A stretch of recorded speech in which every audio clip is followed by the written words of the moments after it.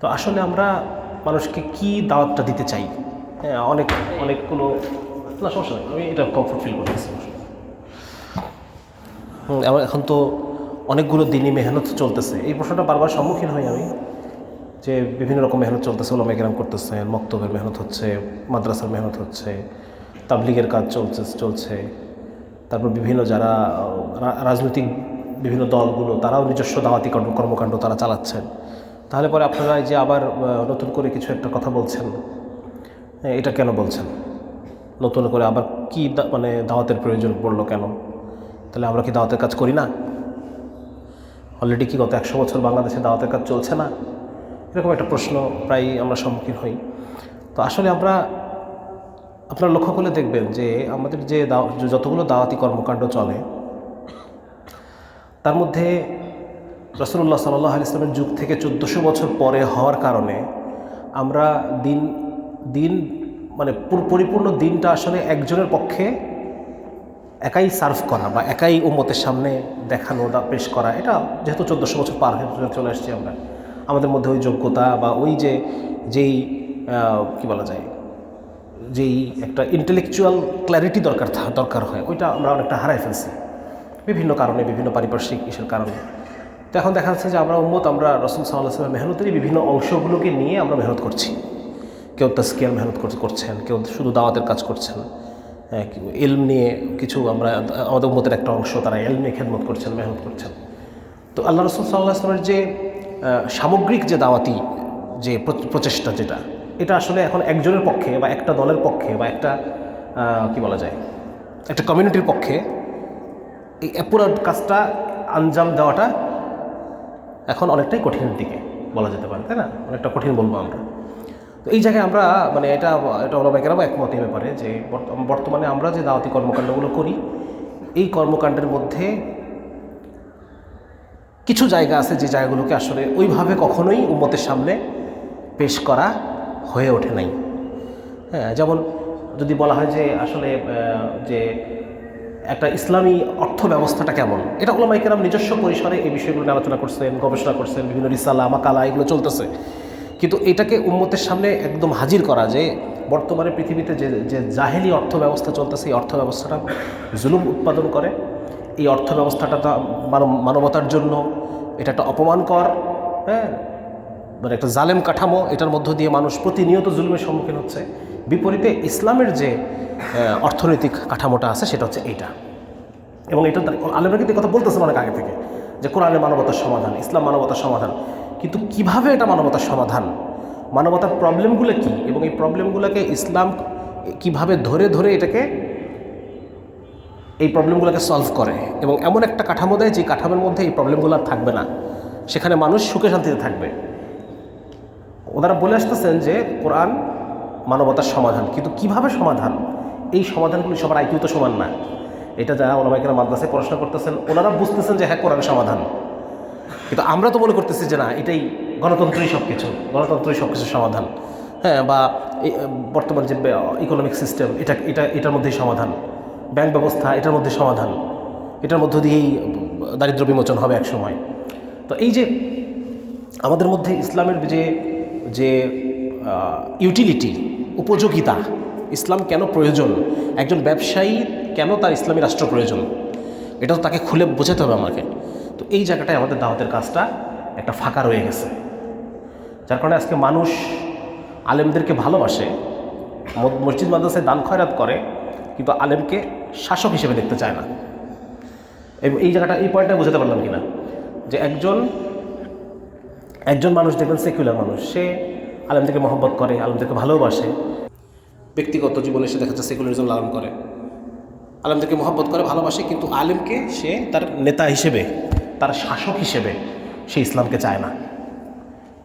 এটা কিন্তু একটা বাস্তবতা আমাদের জীবনে, ঠিক না? এটা আমরা এখন বুঝতে পারি। এর পিছনে একটাই কারণ, সেটা হচ্ছে যে ইসলাম আসার ফলে আপনার কোন কোন সমস্যার সমাধান হবে এটা সে বোঝে নাই।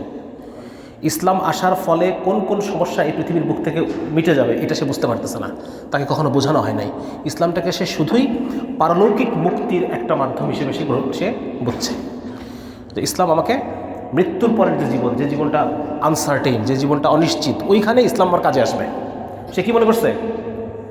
হ্যাঁ, সে মনে করছে যে এই যে আমি আলেমদেরকে ভালোবাসি, আমি মসজিদ মাদ্রাসা দান করি, এটা মরার পরে কাজে আসবে আমার। কিন্তু মরার আগে ইসলাম তোমার কি কাজে আসবে এটা কি আমরা মানুষকে বোঝাতে পারছি? বলেন, বাস্তব অর্থে বোঝাতে পারছি আমরা এটা মানুষকে? আসলে কিন্তু আর পারি নাই। যেমন দেখবেন যে যখন কখনো কখনো মানুষ, এবং আমরাও কিন্তু তাই করি, যখন ওলামায়ে কেরামের ব্যাপারে কখনো খারাপ কথা আসে, আমরা তখন তাদেরকে বলি যে তোমাদের জানাজাকে পড়ায় দেখবো। তারপরে আমরাও ওইটা ধরে নিছি যে ইসলামটা পরলোকেই কাজে আসবে, আখের আর দুনিয়াতে কোনো কাজে ইসলামও আসবে না, আমরাও তোমাদের দুনিয়াতে কোনো কাজে আসবো না। আমার পয়েন্টটা তুলে ধরতে পারছেন কিনা, কোন জায়গাটা আমি কথা বলতেছি?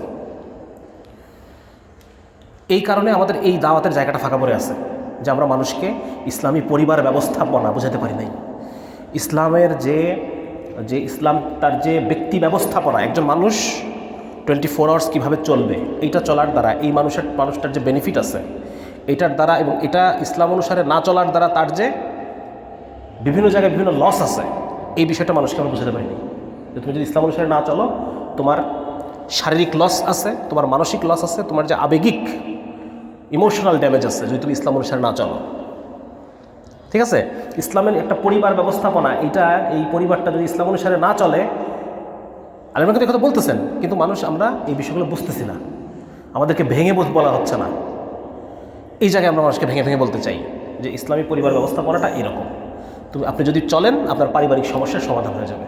আপনি যদি না চলেন, তাহলে পারিবারিক সমস্যাগুলো অ্যারাইজ করবে। ইসলামী সমাজটা কেমন, ইসলামী সমাজ ব্যবস্থাটা কেমন, এটা মানুষের সামনে আমাদেরকে ভেঙে বলতে হবে। ইসলামী অর্থ ব্যবস্থাটা ভেঙে বলতে হবে। ইসলামের বিচার ব্যবস্থাটা, এই যে একটার পর একটা অপরাধ ঘটতেছে, কোনো বিচার হচ্ছে না। হ্যাঁ, এই গর্তের মধ্যে একটা শিশু পড়ে গেল, কোনো বিচার আছে?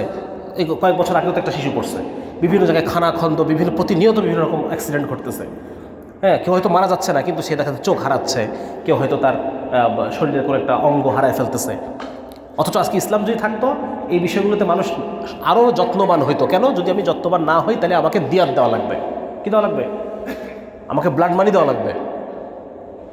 এই প্রত্যেকটা, কারো যদি একটা আঙুলও ড্যামেজ হয়, এটা কিন্তু দিয়াত আছে। এটা যার কারণে ক্ষতিগ্রস্ত হয়েছে, এটার ক্ষতিপূরণ টাকা তাকে দিতে হবে। কারো যদি মানে এগুলো হিসাব আছে বিভিন্ন, কারো যদি একটা দাঁতও ক্ষতিগ্রস্ত হয়, এটার একটা দিয়াত আছে ইসলামী আইন ব্যবস্থার মধ্যে।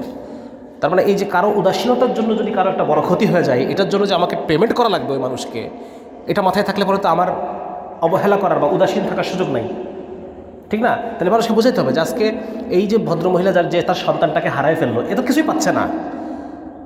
হয়তো যে কোম্পানি নলকূপ খনন করছে তার একটা জরিমানা দিবে, এটা সরকারি কোষাগারে গিয়ে জমা হবে, সরকারি কোষাগারে জমা হবে। কিন্তু এই ভদ্রমহিলা কী পাইলো? সে তার সন্তানটা হারাইলো, সে কী পাবে?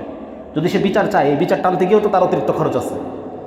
তার মানে এই বর্তমান যে বিচার ব্যবস্থা, এই বিচার ব্যবস্থা জুলুম ঠেকাতে পারে না। 2 নম্বর, অপরাধীকে যথার্থ শাস্তিও দিতে পারে না, শাস্তিটা অপরাধী পর্যন্ত পৌঁছাতে পারে না। আগে জামিন হয়ে এই যে 17 লাখ টাকা লুট করছে, আবার জামিনে বের হয়েছে, এবার হাতিকে গুলি করলো। মানে যথাযথ শাস্তিও সে নিশ্চিত করতে পারে না। 3 নম্বর হচ্ছে যে শাস্তি দেওয়ার দ্বারা সে যে অপরাধকে কমাবে, এটাও সে কমাইতে পারে না। সুতরাং এই জুলুমি অর্থ ব্যবস্থাটা এরকম, আর ইসলামী অর্থ ব্যবস্থা এরকম। মানুষকে বোঝানো, আমি বুঝতে পারছি এই জায়গাগুলোতে আমাদের দাওয়াতি গ্যাপ আছে। এই জিনিসগুলো আমরা মানুষকে বোঝাতে পারি নাই। তো এই জায়গায় আমরা বারবার মানে বলতেছি যে আজকে আমাদের এই যে মানুষ আলেমদেরকে ভালোবাসে, দান সৎকা করে, কিন্তু আলেমরা যখন পলিটিক্যাল কথা বলতেছে, তখন তারা আলেমদেরকে খোঁচা মারতেছে যে তোমরা আমাদের দান খয়রাত খাও, আবার আমাদের বিরুদ্ধে কথা বলো। এটা কিন্তু প্রায়ই ঘটে এগুলা, ঠিক না? তো এইটার কারণ হলো যে আমরা ইসলাম নিয়ে যারা কাজ করি, আমাদের সামাজিক শক্তির অভাব আছে। সামাজিক শক্তি, সেকুলারদের সামাজিক শক্তি আছে। সেকুলারদের, হ্যাঁ, এটা শাহবাগ আন্দোলনের সময় বোঝা গেছে। তারা এই যুদ্ধাপরাধী ইস্যু নিয়ে তারা কিন্তু মানুষ গ্যাদার করে ফেলছে, 50,000 1 লাখ মানুষ জল গ্যাদার করে ফেলছে। আমাদের ওলামায়ে কেরাম সামাজিক শক্তি আছে, কিন্তু এটা মাদ্রাসা কেন্দ্রিক। শাপলা চত্বরের যে অধিকাংশ কারা ছিল, কিন্তু দেখবেন যে পুরা ঢাকার জনগণ যদি এটাকে ওন করতো, তাহলে পরে এই ঘটনাটা ঘটে না। কারণ মানে যেমন ধরেন আপনি যদি একটা রাসূল সাল্লাল্লাহু আলাইহি ওয়াসাল্লামের রহমানের একটা মিছিল ডাকেন, দেখবেন যে আমরা যারা দিন পালন করি, মাদ্রাসার ওলামায়ে কেরাম, তলাবা এরাই। আর দোকানদার, সে দোকানের বাইরে এসে দোকান থেকে ভিতরে তাকায় আছে, কিছু মিছিল যাচ্ছে একটা। সে যে আল্লাহ রসুলের কষ্ট পেয়ে মিছিলে এসে দাঁড়ায় যাবে, এটা করতেছে না। সে বেশি সে দোকানের সামনে এসে দাঁড়ায় আছে। তার মানে আমরা যারা ইসলাম নিয়ে কাজ করি, আমাদের সামাজিক শক্তির অভাব আছে। মানুষের সাপোর্ট কম আমার জন্য। আমাকে সে ভালোবাসবে, টাকা দিবে, সাদাকা করবে আমাকে, কিন্তু সে আমাকে নেতা হিসেবে দেখতে চায় না, আমার এজেন্ডাকে নিজের এজেন্ডা মনে সে করে না। এই জায়গায় আমাদের কার্যক্রমটা এটা মানুষের মধ্যে ইসলামের, শেখ জসিমউদ্দিন রহমানী বলেন, ইসলামের ক্ষুধা তৈরি করব। মানুষের মধ্যে ইসলামের ক্ষুধা, শেখ হাসিনা থাকা অবস্থায় মানুষের মধ্যে যেরকম গণতন্ত্রের ক্ষুধা তৈরি হয়েছে, মানুষ এখন ভোট দিতে চায়, মনে করতেছে ভোট দিলে আমার অনেক সমস্যার সমাধান হয়ে যাবে, ভোট দিতে পারলেই হবে। সেই রকমভাবে মানুষের মনের মধ্যে এখন ইসলামের যে ক্ষুধা, হাসিনা 16 বছর নাই ছিল, এতে করে তাদের মধ্যে গণতন্ত্রের ক্ষুধা তৈরি হয়েছে। আর খেলাফত 100 বছর নাই, কিন্তু আমরা মানুষের মনের মধ্যে কিন্তু ইসলামের ক্ষুধা তৈরি করতে ব্যর্থ হয়েছি, পাই নাই আমরা এটা করতে। মানুষ ইসলামকে শুধুমাত্র পারলৌকিক মুক্তি হিসেবে দেখে, ইহলৌকিক মুক্তির জন্য যে তোমার ইসলাম দরকার এটা মানুষ বুঝতেছে না।